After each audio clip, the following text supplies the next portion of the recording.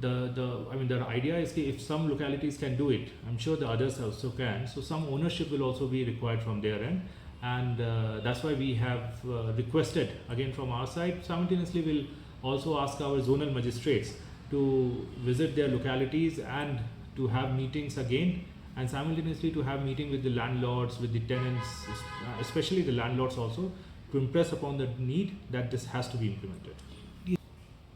So basically the government is very clear. The government wants to implement MRSSA. We have been receiving directions from the government to ensure that MRSSA is implemented.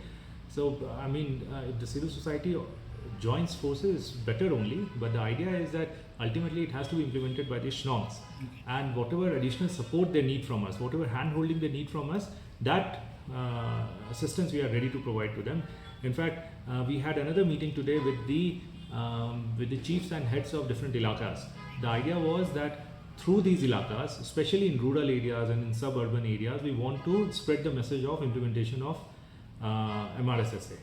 And we have again requested them to ensure that the locality and the shnongs within them, the villages within them, they impress upon the need to implement the same, and wherever they feel that the villages have to be provided training, that again will be ensured through our office.